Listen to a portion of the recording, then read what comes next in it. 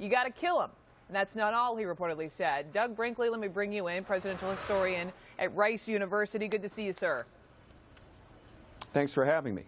First of all, how unprecedented is it, period, to have a former president criticize a president, especially a sitting president?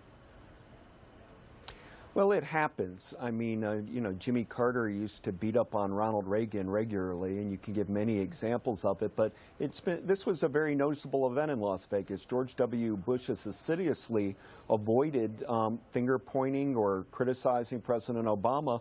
Something changed at the meeting with Sheldon Adelson there in Vegas, and it may be two factors. One, about a week ago, Colin Powell at the Kennedy Center, speaking for an MD Anderson fundraiser, basically criticized George W. Bush's old boss's Iraq and Afghanistan policy. And then on Saturday, President Obama maybe started the opening salvo of this feud by calling Bush a horrible, worst president of his lifetime and a joke, saying basically Dick Cheney ran the show. A few hours later in Vegas, the president made these comments. So it's interesting that you say that. So do you think this is all part of this almost like ping-ponging of, criticisms back and forth at one another? Because, I mean, we're 2015. You have to know. President Bush has to know. This may be a private event, but these days, nothing's private, right? You got it, exactly. And there's nothing startling about what George W. Bush said.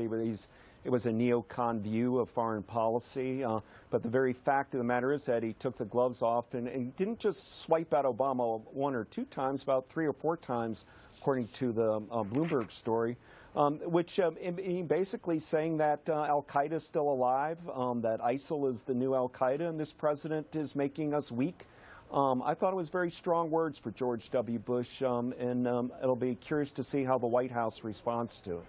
If they do, they'll probably try not to answer. If they even touch it, right? But you say gloves off. I mean, most people say absolutely this is criticism. It's the first in 6 years. Here's how Ari Fleischer puts it. Ari Fleischer, the Bush's spokesperson back in the day. So CNN reached out to him, told CNN that President Bush did not directly criticize President Obama. Ari Fleischer says Mr. Bush simply answered questions about how he would handle today's top foreign policy issues.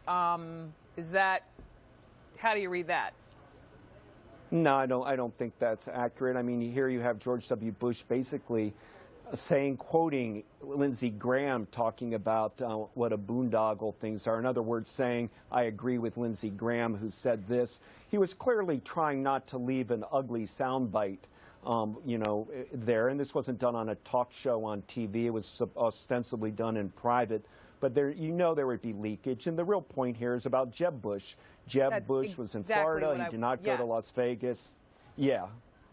But so on the Jeb note, assuming he's going to throw his hat in the ring here, do you think there would have been a conversation? Like, what would the conversation have looked like behind the scenes? Because I'm wondering if George W. Bush knew what he was going to say, knew he would take this jab at President Obama, and how this might play out when and if Jeb says, I'm running.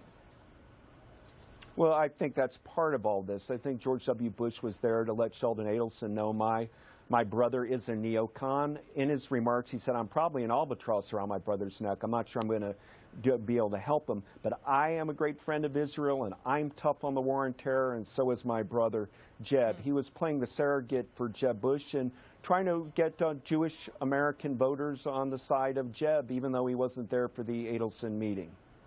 Douglas Brinkley, thank you. Thanks. Coming up next, after